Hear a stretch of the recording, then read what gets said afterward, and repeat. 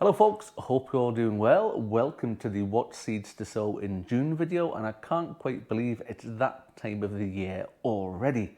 We've got loads of stuff out of the allotment. It's doing great at the moment because we've had some really wet but warm and sunny weather recently, so stuff's really starting to flourish, including the weeds, unfortunately, which we're having to take care of. And there's loads of stuff outside in the little greenhouses going on down the bottom of the garden there. There's a bit of a backlog, to be honest, of stuff that's waiting to get planted out. But hopefully, next couple of weeks, a bit of hard graft, and we'll get all that stuff planted out, ready to go out throughout the summer. Speaking of which, some of the seeds that we're going to do now, there's a bit of a theme, and we're sort of split into two here. And it's what one is thinking about into the autumn sort of months and things that you can sow when it starts getting a little bit colder. And the other is successional sowing. So we're going to start running out of stuff. Things that are planted that you just pick once and it's gone. We need to think about replacing that in the ground when it's not there anymore. So without further ado, the first thing we are going to do is some more radish. Now I've not actually planned this very well because was it yesterday or the day before I actually picked the last radish that I had at the allotment, so I've ran out. Luckily it grows really quickly, so we'll get some of that on the go this weekend, ready to get that planted out straight away. And I've got three different varieties here. The first one here is rainbow mix. That gives you, like it says, loads of different colors. We planted this earlier in the year. I've had purple ones, pink ones, yellow ones, all sorts, and it's absolutely delicious. Not too fiery, not too spicy, not too powerful. Lovely flavors on that one. And two new ones that we're going to try here. This one is called China Rose, and it looks a bit more like a carrot on the picture, so we'll give that a go. We'll try it out and see if it's any good or not. And the last one here is another new one called Watermelon Red Meat. Now the picture that showed me that on the Premier Seeds Direct website looked absolutely fantastic. So we're going to give that a shot and we'll see how that looks when it grows. So watch out for that one coming. Once it's grown, I'll cut one open and show you how it looks inside, because it's a bit of a sort of really funky looking thing. Next up is beetroot. So I've got a big batch of beetroot on the grow already at the allotment, and it's looking good. It's coming along nicely. It was a bit battered by slugs and snails to begin with, but it's recovered pretty well. But again, that's the sort of thing I'm going to pick. It's not going to be there anymore, so I need something to put in its place once it's gone. And two different types. One is bolt hardy, one of the favorite varieties. It's really good. It says on its name there, it's resistant to bolting and it grows absolutely great. And the other one here is golden beetroot. And the best thing about golden beetroot is when you prepare it, your hands don't get covered in that sort of purpley pink dye that you get out of normal beetroot. Next thing up here is salad leaves, so lettuce and things like that.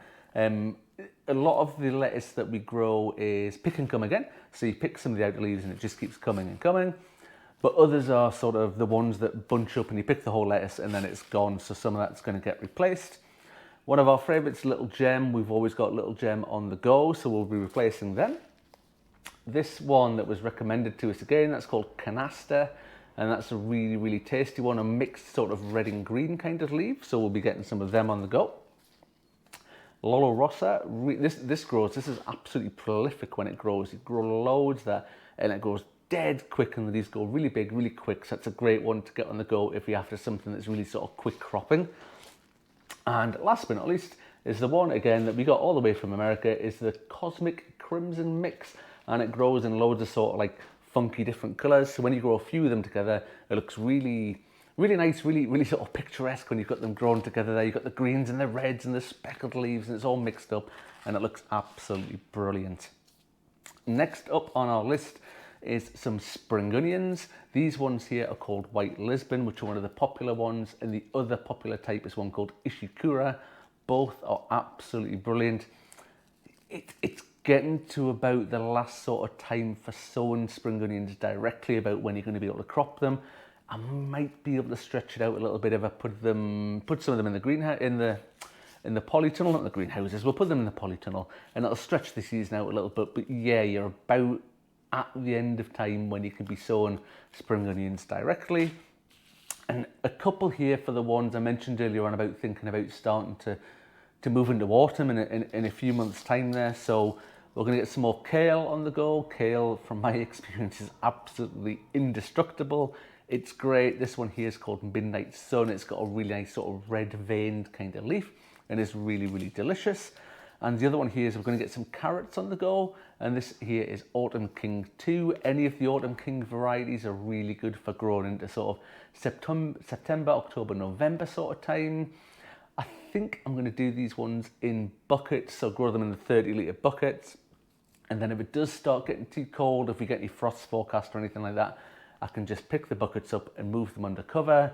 If you don't have a greenhouse, a polytunnel, something like that, you can always just get a bit of agricultural fleece or any sort of cloth cover and put it over the top just to protect them from any sort of frost that might come.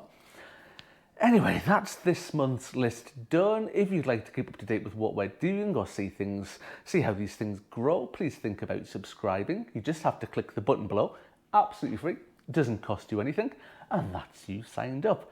But that's me done for this one, folks. Thank you very much for watching, and we'll see you on the next one. Bye for now.